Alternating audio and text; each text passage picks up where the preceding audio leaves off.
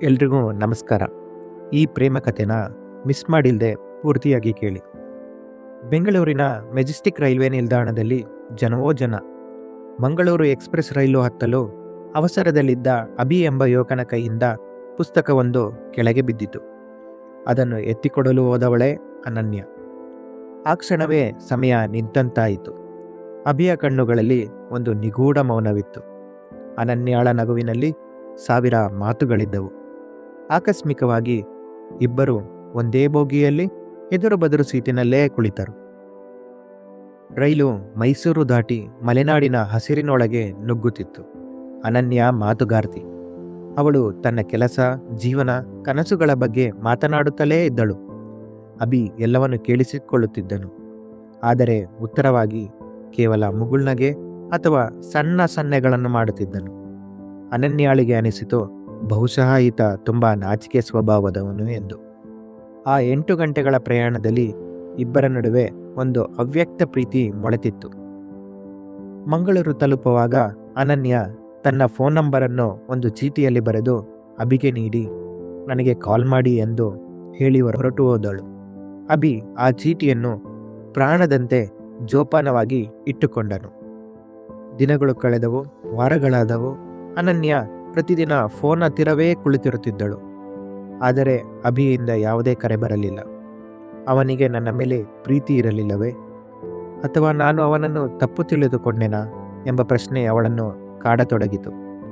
ಬೇಸರಗೊಂಡ ಅನನ್ಯ ತನ್ನ ಕೆಲಸದ ಮೇಲೆ ಗಮನ ಹರಿಸಲು ನಿರ್ಧರಿಸಿ ತನ್ನ ಊರಾದ ಉಡುಪಿಗೆ ತೆರಳಿದಳು. ಸುಮಾರು 6 ತಿಂಗಳ ನಂತರ ಅನನ್ಯಾಳ ಫೋನಿಗೆ ಒಂದು ವಿಡಿಯೋ ಕರೆ ಬಂತು. ಅದು ಅಭಿಯ ನಂಬರ್. ಅವಳು ಆತುರದಿಂದ ಕರೆ ಸ್ವೀಕರಿಸಿದಳು. ಪರದೆಯ ಮೇಲೆ ಅಭಿ ಇದ್ದನು. ಆದರೆ ಅವನು ಮಾತನಾಡುತ್ತಿರಲಿಲ್ಲ. ಅವನ ಬದಲಿಗೆ ಅವನ ಪಕ್ಕದಲ್ಲಿದ್ದ ಒಬ್ಬ ಹುಡುಗ ಸನ್ನೆ ಭಾಷೆಯಲ್ಲಿ ಏನನ್ನೋ ವಿವರಿಸುತ್ತಿದ್ದನು. ಅನನ್ಯಾಳಿಗೆ ಆಘಾತವಾಯಿತು. ಅಭಿಗೆ ಮಾತು ಬರುತ್ತಿರಲಿಲ್ಲ ಮತ್ತು ಅವನು ಕಿವುಡನಾಗಿದ್ದನು. ಅಭಿ ತನ್ನ ಸನ್ನೆಗಳ ಮೂಲಕವೇ ಒಂದು ಬೋರ್ಡ್ ತೋರಿಸಿದನು. ನಾನು ನಿನಗೆ ಯೋಗ್ಯನಲ್ಲ ಎಂದು ದೂರ ಉಳಿದಿದ್ದೆ, ಆದರೆ ನಿನ್ನ ನೆನಪು ನನ್ನನ್ನು ಸುಮ್ಮನಿರಲು ಬಿಡಲಿಲ್ಲ. ಅನನ್ಯಾಳ ಕಣ್ಣುಗಳಲ್ಲಿ ನೀರು ತುಂಬಿತ್ತು. ಅವಳು ತಕ್ಷಣವೇ ಉಡುಪಿಯಿಂದ ಅವನು ಇದ್ದ ಜಾಗಕ್ಕೆ ಪ್ರಯಾಣ ಬೆಳೆಸಿದಳು. ಅವನನ್ನು ಭೇಟಿಯಾದಾಗ ಅವಳು ಅತ್ತಿದ್ದಕ್ಕಿಂತ ನಕ್ಕಿದ್ದೇ ಹೆಚ್ಚು. ಅವಳು ಅವನ ಕೈ ಹಿಡಿದು ಹೇಳಿದಳು, ಮಾತು ಬರೆದಿದ್ದರೆ ಏನಂತೆ, ನಿನ್ನ ಕಣ್ಣುಗಳು ಆ ದಿನವೇ ನನಗೆ ಎಲ್ಲವನ್ನೂ ಹೇಳಿದ್ದವು. ಕತೆ ಇಲ್ಲಿಗೆ ಮುಗಿಯಬೇಕಿತ್ತು, ಆದರೆ ಇಲ್ಲೇ ಅಸಲಿ ಟ್ವಿಸ್ಟ್ ಇರುವುದು. ಅನನ್ಯ ಅವನನ್ನು ಮದುವೆಯಾಗಲು ಸಿದ್ಧಳಾದಾಗ ಅವಳ ಮನೆಯಲ್ಲಿ ದೊಡ್ಡ ವಿರೋಧ ವ್ಯಕ್ತವಾಯಿತು. ಆಗ ಅಭಿ ಒಂದು ನಿರ್ಧಾರ ಮಾಡಿದನು. ಅವನು ವಿಶ್ವದ ಅತ್ಯಂತ ದೊಡ್ಡ ಸ್ಪೀಚ್ ಥೆರಪಿ ಸೆಂಟರ್ ಸೇರಿ ಶಸ್ತ್ರಚಿಕಿತ್ಸೆ ಮತ್ತು ಕಠಿಣ ಅಭ್ಯಾಸದ ಮೂಲಕ ಮಾತನಾಡಲು ಪ್ರಯತ್ನಿಸಿದನು. 2 ವರ್ಷಗಳ ನಂತರ ಅವರ ಮದುವೆ ದಿನ.